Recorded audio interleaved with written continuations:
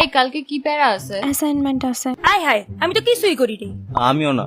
আয় হায়, আমি তো অ্যাসাইনমেন্টই করি নাই। আরে প্যারা নিস না, কালকে স্যারকে সবাই মিলে বলি আমরা কেউ অ্যাসাইনমেন্ট করি নাই, একদিন বাড়ায় দেন।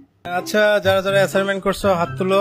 স্যার এক্সট্রিমলি সরি স্যার, মানে বেসিক্যালি কাহিনী যেটা হয়েছে আমরা খুব কম টাইম পাইছি তো আমরা স্যার কেউ অ্যাসাইনমেন্টটা করতে আমার লাভ লস নেই, লাইফটাই লস। লাইফে এমন একটা পর্যায়ে আছে জানি না আমাকে কি করা উচিত। আমার ভিতরের ব্রেন আমাকে বলতেছে ভাই কিছু একটা কর। এবং তার ভিতরের ব্রেন তাকে বলতেছে আরে তুই তো কিছু কর। এবং তার ব্রেনের ভিতরের ব্রেন তাকে বলতেছে আরে আগে তুই কিছু কর। হ্যাঁ, এটাই আমার বর্তমান জীবন। ম্যাথ হচ্ছে গিয়ে বুঝে বুঝে করার জিনিস। ম্যাথের মধ্যে মুখস্থ কিচ্ছু নাই, তো সব সময় বুঝে বুঝে পড়বা, বুঝছো?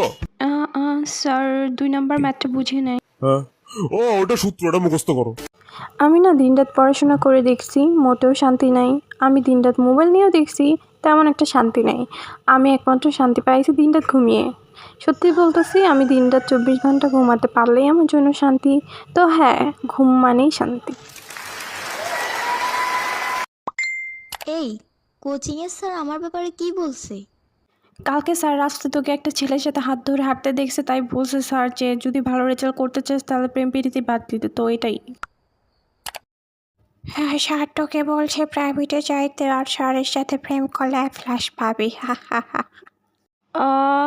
আমার এতগুলো ক্লোজ ফ্রেন্ড, এদের প্রত্যেকের বিয়ের দাওয়াত খেলে আমার এই বছরটা পাটের উপর দিয়ে যাবে। এই তোরা প্রত্যেকেই কিন্তু আমাকে দাওয়াত দিবি, ঠিক আছে?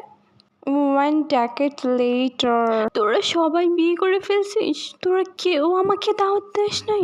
ব্রো, আমি তো যখন বিয়ে করছি আমি আমেরিকায়, তুই ছিলি দেশে, তোকে কেমনে দাওয়াত দিতাম বল? আমার যখন বিয়ে হয়েছে তখন তো তোর লুজ মোশন ছিল। আমি তো পালায় বিয়ে করছি। আরে আমি তো এই শালা সবগুলো নিয়ে গেছো। ও সাব্বির আমার লাইফে আসার পর আমার লাইফই চেঞ্জ হয়ে গেছে। Sabbir make me a better person মা। ও সব কিছু বাদ দিয়ে আমার এত কেয়ার নিছে যেন ও আমার একটা ভাই। ভাই ম্যাম, একটা মিসআন্ডারস্ট্যান্ডিং হয়েছে। এতদিন আপনাকে তেলাইছি ভাই হওয়ার জন্য না। ফ্রেন্ড।